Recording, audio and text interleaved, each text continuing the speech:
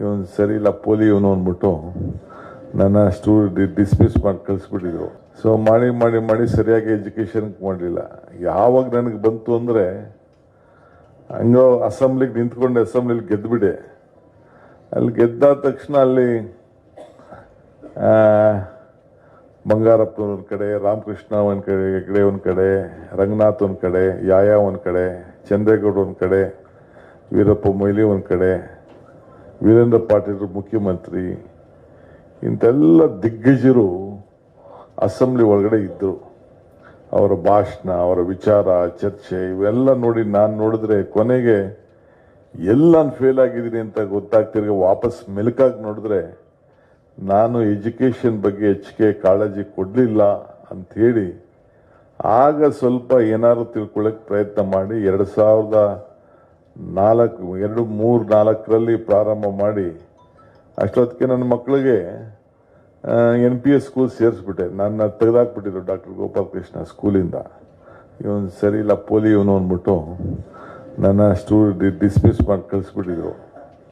ತಿರುಗಿ ವಾಪಸ್ ಅಲ್ಲೇ ಸೇರ್ಕೋಬೇಕು ಅಂತ ನಮ್ಮ ಪೇರೆಂಟ್ಸ್ ಎಲ್ಲ ಭಾಳ ಪ್ರಯತ್ನ ಮಾಡಿದ್ರು. ಅವ್ರು ಸೀಟ್ ಕೊಡಲಿಲ್ಲ. ಆಮೇಲೆ ಏನೋ ಬಿಡಿ, ಅವರೇ ಸಹಕಾರ ಕೊಟ್ಟು ಅವರೇ ನನಗೆ ಸ್ಕೂಲ್ ಶುರು ಮಾಡಿಸಿದ್ರು. ನೀನೊಬ್ಬ ನನ್ನ ಶಿಷ್ಯ, ನೀನು ಸ್ಕೂಲ್ ಮಾಡ್ಬೋದು ಅಂತೇಳಿ ನನ್ನ ಕೈಲಿ ಸ್ಕೂಲ್ ಮಾಡಿಸಿ ನಾನು ನ್ಯಾಷನಲ್ ಹಿಲ್ವಿ ಪಬ್ಲಿಕ್ ಸ್ಕೂಲು 2 ಮಾಡಿದ್ದೀನಿ. ಈಗ ಒಂದು 3 ಅಪೋಲೋ ಸ್ಕೂಲ್ ಅಂತ ಮಾಡಿದ್ದೀನಿ. ಈಗ ನಮ್ಮ 3ಗಳಲ್ಲೂ ಸ್ಕೂಲ್ ಶುರು ಮಾಡೋಕ್ಕೆ ಮಾಡಿದ್ದೀನಿ. ಒಂದು ಮಕ್ಕಳಿಗೆ ಕೊಡಬೇಕು ಅಂತ 16 ಎಕರೆಗಳನ್ನ ಜಮೀನುಗಳನ್ನೆಲ್ಲ, ನನ್ನ ಜಮೀನುಗಳನ್ನೆಲ್ಲ ಶಿಕ್ಷಣಕ್ಕೆ ಎಲ್ಲ ಫ್ರೀಯಾಗಿ ಬರ್ಕೊಟ್ಬಿಟ್ಟಿದ್ದೀನಿ. ಎಲ್ಲ ಗೌರ್ಮೆಂಟ್ ಸ್ಕೂಲ್ಗಳಿಗೆಲ್ಲ ಕೂಡ ಊರಲ್ಲಿ ಬರ್ಕೊಟ್ಬಿಟ್ಟಿದ್ದೀನಿ. ಆಮೇಲೆ ನಾನು ಗ್ರಾಜ್ಯುಯೇಟ್ ಇದು ಆಗಲಿಲ್ವಲ್ಲ, ಗ್ರಾಜ್ಯುಯೇಟ್ ಇರಲಿಲ್ಲ ನಾನು. ಸೊ ಏನಾದ್ರು ಮಾಡಿ ನನ್ನ ಮಕ್ಕಳು, ಅಪ್ಪ ನೀನೇ ಓದಲಿಲ್ಲ, ನನಗೆ ಓದು ಅಂತೆಲ್ಲ ಅಂದ್ಬಿಟ್ಟು ಕೊನೆಗೆ ನಾನು 2004-3 ಶುರು ಮಾಡಿ 2007ಕ್ಕೆ ಡಿಗ್ರಿ ತಗೊಂಡು ಮೈಸೂರು ಯೂನಿವರ್ಸಿಟಿಲಿ ನನ್ನ ಅನುಭವದ ಮೇಲೆ ಸ್ವಲ್ಪ ಓದಿಸ್ಕೊಂಡು ಗ್ರಾಜ್ಯುಯೇಟ್ ಆದೆ. ಆಮೇಲೆ ನಾನು SM ಕೃಷ್ಣವ್ರ ಗೌರ್ಮೆಂಟಲ್ಲಿ ಕ್ಯಾಬಿನೆಟ್ ಮಿನಿಸ್ಟರ್ ಆದೆ. ಹಿಂದೇನು ಮಂತ್ರಿ ಆಗಿದ್ದೆ ಬಂಗಾರಪ್ಪನವ್ರ ಗೌರ್ಮೆಂಟಲ್ಲಿ. ಅದಾದಮೇಲೆ SM ಕೃಷ್ಣವ್ರ ನಾನು ಏನು ಅವತ್ತು ಮೈಸೂರಲ್ಲಿ ನಾನು ಓಪನ್ ಯೂನಿವರ್ಸಿಟಿ ಸರ್ಟಿಫಿಕೇಟ್ ತೊಗೊಂಡಲ್ಲ, ಡಿಗ್ರಿ MA ಪೊಲಿಟಿಕಲ್ ಸೈನ್ಸ್ ಅಂತ 25 ವಯಸ್ಸಾಗಬೇಕಾಯ್ತು ಬರೆದ್ರೆ. ಸೊ ಅವತ್ತಾದ ಸಂತೋಷ ನನ್ನ ಮಂತ್ರಿ ಆದಕ್ಕಿಂತ ದೊಡ್ಡ ಸಂತೋಷ ನನ್ನ ಗ್ರಾಜ್ಯುಯೇಟ್ ಆದಾಗ ನನಗೆ ಆಯಿತು.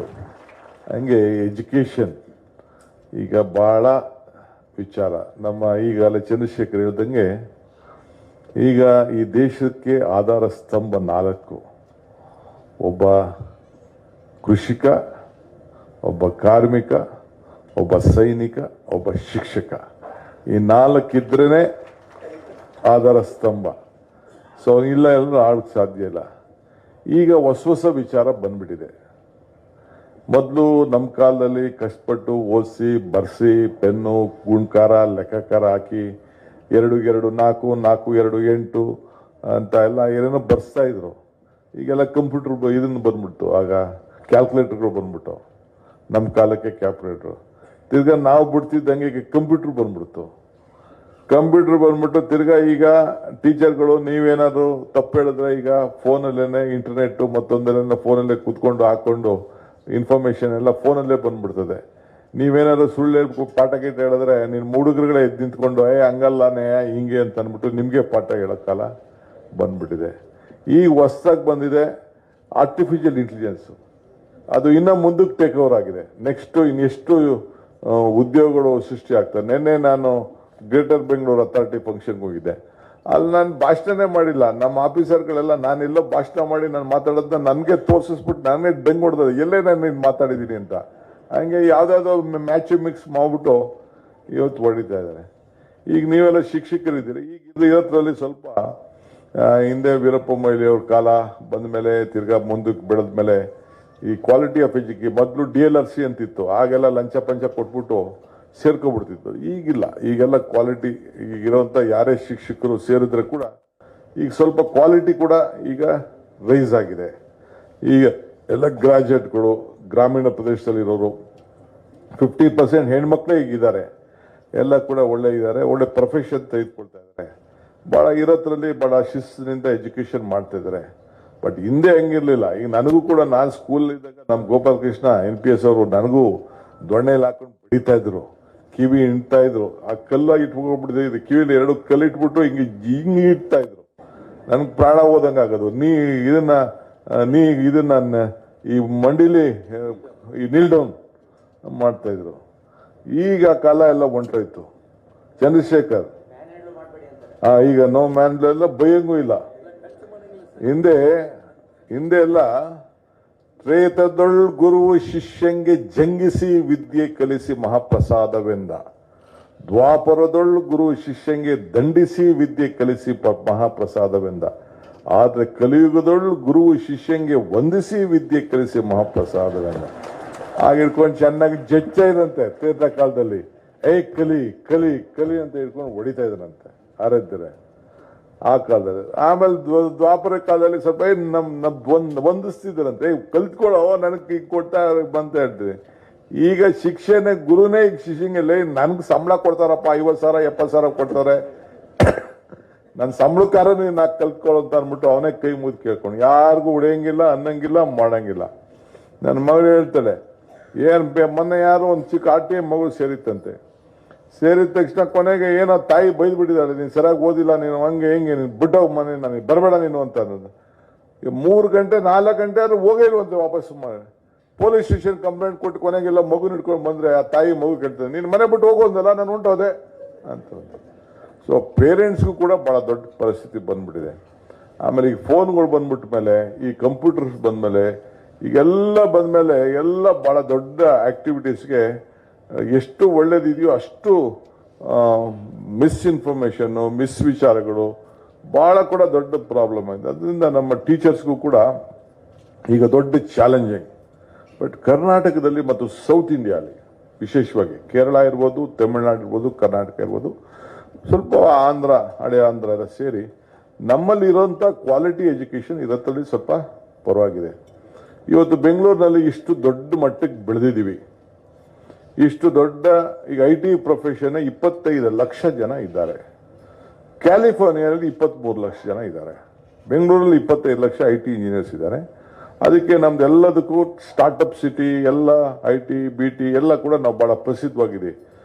ವಿಶ್ವದ ಎಲ್ಲ ನಾಯಕರುಗಳೆಲ್ಲ ಕೂಡ ಇವತ್ತು ಬೆಂಗಳೂರಿಗೆ ಬರ್ತಾ ಇದ್ದಾರೆ. ವಿಶ್ವದ ನಾಯಕರೆಲ್ಲ ಫಸ್ಟ್ ಬೆಂಗಳೂರು ಬರ್ತಾ ಇದ್ದಾರೆ, ಇಲ್ಲೆಲ್ಲ ಆಗ್ತಾ ಇದೆ. ಇಷ್ಟು ದೊಡ್ಡ ಬೆಳೀತಾ ಇದೆ. 1,40,00,000 ಜನಸಂಖ್ಯೆ ಇದೆ. 70 ಲಕ್ಷ ಜನ ದಿನ ಹೊರಗಡೆಯಿಂದ ಬೆಂಗಳೂರಿಗೆ ಬಂದು ಇಲ್ಲಿ ಕೆಲಸ ಮಾಡ್ಬಿಟ್ಟು ಹೋಗ್ತಾ ಇದ್ದಾರೆ. ಹೆಚ್ಚು ಕಮ್ಮಿ 2 ಲಕ್ಷ ಜನರಿಗೆ ನಾವು ಅವ್ರ ಕಸ, ಅವ್ರ ಗಾಡಿ, ಅವ್ರ ಮತ್ತೊಂದು ಗುತ್ತನ್ನೆಲ್ಲ ಕೂಡ ನೋಡಬೇಕಾಗಿದೆ. ಬಟ್ ಇವತ್ತು ಯಾಕೆ ಇಷ್ಟು ಬೆಂಗಳೂರು ಬೆಳೀತು ಅಂತಂದ್ರೆ, ಅವತ್ತು ಮಹಾರಾಜರ ಕಾಲದಿಂದ ಹಿಡಿದು ಯಾವುದೇ ಸರ್ಕಾರ ಇರಲಿ, ನಾನು ಕಾಂಗ್ರೆಸ್ ಸರ್ಕಾರ ಮತ್ತೊಂದು ಸರ್ಕಾರ ಅಂತ ನಾನು ಚರ್ಚೆ ಮಾಡಕ್ ಹೋಗುದಿಲ್ಲ. ಈಗ ರಾಜೀವ್ ಗಾಂಧಿ ಅವರು ಕೂಡ ಅವತ್ತಿನ ಕಾಲದಲ್ಲಿ ನ್ಯಾಷನಲ್ ಎಜುಕೇಶನ್ ಪಾಲಿಸಿನ ತೆಗೆದುಕೊಂಡು ಬಂದು ಹೊಸ ರೂಪ ತಂದು black board operation black board ಅಂತ ಶುರು ಮಾಡಿ ಬೇಕಾದಷ್ಟು ಕೂಡ ಅವರು ಒಂದು ಹೊಸ ದಿಕ್ಕನ್ನ ಈ ದೇಶಕ್ಕೆ ಕೊಟ್ಟರು. ಇವತ್ತು 30ರಿಂದ 40% ವರೆಗೂ ಕೂಡ ಕೆಲವು ಸ್ಟೇಟ್ಗಳು ಎಜುಕೇಶನ್ಗೋಸ್ಕರ ಫಂಡ್ ಮಾಡೋಂಥ ಒಂದು ಪರಿಸ್ಥಿತಿ ಇದೆ. ದೊಡ್ಡ ರೆವಲ್ಯೂಷನ್ ಮಾಡಿದ್ವಿ. ನಮ್ಮಲ್ಲಿರೋಂಥ ಇಂಜಿನಿಯರಿಂಗ್ ಕಾಲೇಜಸ್ ಸುಮಾರು 270 ಇಂಜಿನಿಯರಿಂಗ್ ಕಾಲೇಜಸ್ ನಮ್ಮ ರಾಜ್ಯದಲ್ಲಿದೆ. ಮೆಡಿಕಲ್ ಕಾಲೇಜ್ 70 ಮೆಡಿಕಲ್ ಕಾಲೇಜ್ ಇದೆ. 1700 ನರ್ಸಿಂಗ್ ಇನ್ಸ್ಟಿಟ್ಯೂಷನ್ಸ್ ಇದೆ. ಅಂದ್ರೆ ನಾವು ಇಂಜಿನಿಯರ್ನ, ಡಾಕ್ಟರ್ಗಳನ್ನ, ನರ್ಸಸ್ನ ನಾವು ತಯಾರು ಮಾಡ್ತಾ ಇದೀವಿ. MBಗಳು ಮಾಡ್ತಾ ಇದೀವಿ. ಟಾಟಾ ಇನ್ಸ್ಟಿಟ್ಯೂಟ್ ಇಲ್ಲೇ ಪ್ರಾರಂಭ ಆಯಿತು. ಎಲ್ಲ ದೊಡ್ಡ ದೊಡ್ಡ ಟೆಕ್ನಿಕಲ್ ಕೋರ್ಸ್ಗಳೆಲ್ಲ ಇಲ್ಲೇ ಬಂತು. HMT ಬಂತು, ITI ಬಂತು, BL ಬಂತು, ಇಸ್ರೋ ಬಂತು, ಎಲ್ಲ ಕೂಡ ಬೆಂಗಳೂರಲ್ಲೇ ಪ್ರಾರಂಭ ಆಯಿತು. ಅಂದ್ರೆ ನಮ್ಮ ಹಿರಿಯರು ಈ ರಾಜ್ಯಕ್ಕೆ ಕೊಟ್ಟಂತ ಒಂದು ದೊಡ್ಡ ಕೊಡುಗೆ ಇದೆಯಲ್ಲ, ಇಡೀ ದೇಶ ಒಂದೇ ಅಲ್ಲ, ಇಡೀ ಪ್ರಪಂಚ ಭಾರತವನ್ನ ಕರ್ನಾಟಕದ ಮುಖಾಂತರ ನೋಡ್ತಾ ಇದೆ. ಇದಕ್ಕೆ ನಮ್ಮ ಶಿಕ್ಷಕರ ಕಾರಣ ಅಂತ ಹೇಳಲಿಕ್ಕೆ ನನಗೆ ಈಗ ನಾವು CV ರಾಮನ್ ನಗರ ರೋಡ್ ಅಂತ ಹೇಳ್ತೀವಿ, CV ರಾಮನ್ ಬಗ್ಗೆ ಮಾತಾಡ್ತೀವಿ. ಸರ್ವಪಳ್ಳಿ ರಾಧಾಕೃಷ್ಣ ಅವ್ರಿಗೂ ಮೈಸೂರು ತಾನೇ ಅವ್ರದ್ದು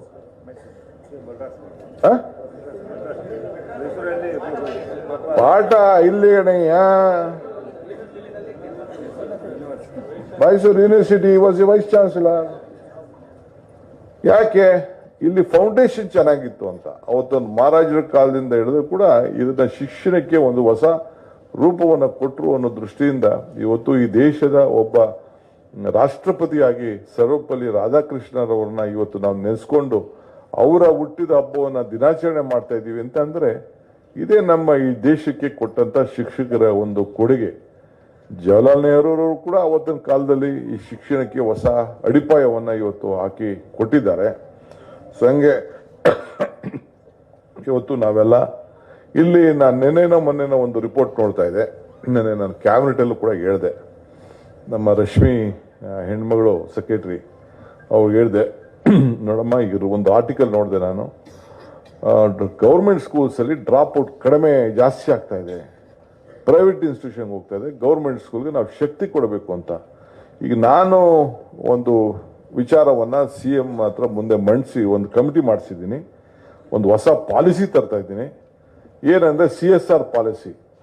ಈಗ ನಮ್ಮ ಕಾಂಗ್ರೆಸ್ ಸರ್ಕಾರ ಇದ್ದಾಗ ನಮ್ಮ ಇವರು ಪ್ರಣಬ್ ಮುಖರ್ಜಿಯವರು CSR ಅಂತ ತಂದರು, ಕೋಆಪರೇಟಿವ್ ಸೋಷಿಯಲ್ ರೆಸ್ಪಾನ್ಸಿಬಿಲಿಟಿ ಅಂತ. ಆದಾಯ ಬಂದಂತ 2% ಸಾಮಾಜಿಕ ಕಳಕಳಿಗೆ ನೀವು ಖರ್ಚು ಮಾಡಬೇಕು ಅಂತೇಳಿ ಒಂದು ತಂದ್ರು. ಆ ಹಿನ್ನೆಲೆಯಲ್ಲಿ ಕೆಲವರಿಗೆಲ್ಲ ಬೇಕಾದಷ್ಟು ಬರ್ತಾ ಇದೆ. ಒಟ್ಟು 7,800 ಕೋಟಿ ರೂಪಾಯಿ ನಮ್ಮ ರಾಜ್ಯದಲ್ಲೇ ಖರ್ಚು ಮಾಡೋಷ್ಟು ಶಕ್ತಿ ಇದೆ ಅನ್ನೋದು ನಮ್ಗೊಂದು ಕೆಲವು ಮಾಹಿತಿ ಬಂದಿದೆ. ಅವ್ರಿಗೆಲ್ಲ ರಿಕ್ವೆಸ್ಟ್ ಮಾಡಿದೆ, ಅವರೆಲ್ಲ ಇನ್ನ ಸ್ವಲ್ಪ ಆಟ ಆಡ್ತಾ ಇದ್ದಾರೆ, ಈ ಕಡೆ ಹೊಡಿತಾ ಇದ್ದಾರೆ. ಕೆಲವರು ಮಾತ್ರ ನಮ್ಮ ಕ್ಷೇತ್ರದಲ್ಲಿ ನಮ್ಮ ಜಿಲ್ಲೆಯಲ್ಲಿ ಸ್ವಲ್ಪ ಎದುರ್ಕೊಂಡು ಪಾಪ ನಾನು ರಿಕ್ವೆಸ್ಟ್ ಮಾಡಿದೆ ಅಂತ ಮಾಡ್ತಾ ಇದ್ದಾರೆ. ಗ್ರಾಮೀಣ ಪ್ರದೇಶದ ಶಾಲೆಗಳಿಗೆ, ಟೌನಲ್ಲ, ಡಿಸ್ಟಿಕ್ ಹೆಡ್ ಕ್ವಾರ್ಟರ್ಸ್ ಅಲ್ಲ, ಕಾರ್ಪೊರೇಷನ್ ಅಲ್ಲ, ಪಂಚಾಯತಿ ಮಟ್ಟದಲ್ಲಿ ಈಗ ಜನ ಮಕ್ಕಳಿಗೆ, ನಾನು ಯಾಕೆ ಇಲ್ಲಿ ಬೆಂಗಳೂರಿಗೆ ಬಂದೆ ಅಂದ್ರೆ ನಮ್ಮ ಅಪ್ಪ ಅಮ್ಮ ನನಗೆ ಒಳ್ಳೆ ವಿದ್ಯಾಭ್ಯಾಸ ಕೊಡಬೇಕು ಅಂತ ಇಲ್ಲಿ ಕರ್ಕೊಂಡ್ ಬಂದ್ರು. ನಾನು ವಾಪಸ್ ಊರಿಗೆ ಹೋಗಲೇ ಇಲ್ಲ. ನಾನು ಹೋಗ್ಲಿಲ್ಲ ಅಂದ್ರೆ ನನ್ನ ಮಕ್ಕಳು ಹೋಗ್ಲಿಲ್ಲ. ಸೊ ಯಾರು ವಾಪಸ್ ಹೋಗುದಿಲ್ಲ. ಯಾವ ಜಡ್ಜ್ ಆಗಲಿ, ಯಾವ ಲಾಯರ್ ಆಗಲಿ, ಇಲ್ಲಿ ಅವಾಗುಣ ನೋಡ್ಬಿಟ್ಟು ಕಾವೇರಿ ನೀರು ನೋಡ್ಬಿಟ್ಟು ಇಲ್ಲಿ ಫಸ್ಟ್ ಕ್ಲಾಸ್ ಆಗಿದೆ ಅಂತೇಳಿ ಜನಸಂಖ್ಯೆ, ಈಗ ಬೆಂಗಳೂರು ರಾಜ್ಯದಲ್ಲಿ 7 ಕೋಟಿ ರೂಪಾಯಿ ಜನಸಂಖ್ಯೆ, 7 ಕೋಟಿ ಜನಸಂಖ್ಯೆ ಇದ್ರೆ ಇಲ್ಲೂ 1,40,00,000 ಬೆಂಗಳೂರು ನಗರದಲ್ಲೇ ಸೇರ್ಕೊಂಡಿದೆ. ಎಲ್ಲ ಟೌನ್ಗಳಲ್ಲಿ ಹೆಡ್ ಕ್ವಾರ್ಟರ್ಸ್ಗಳಲ್ಲಿ ಜನಸಂಖ್ಯೆ ಲೆಕ್ಕ ಹಾಕೊಂಡ್ರೆ ಈಗ 41% ಪಾಪ್ಯುಲೇಷನ್, 41% ಪಾಪ್ಯುಲೇಷನ್ ಈಗ ಟೌನ್ಗಳಲ್ಲಿ, ನಗರಗಳಲ್ಲಿ ಇವತ್ತು. ಹೆಚ್ಚಿನ ವಿಡಿಯೋಗಳಿಗೆ ಪ್ರತಿಧ್ವನಿ ಯೂಟ್ಯೂಬ್ ಚಾನೆಲ್ ಸಬ್ಸ್ಕ್ರೈಬ್ ಮಾಡಿ, ಬೆಲ್ ಐಕಾನ್ ಕ್ಲಿಕ್ ಮಾಡಿ.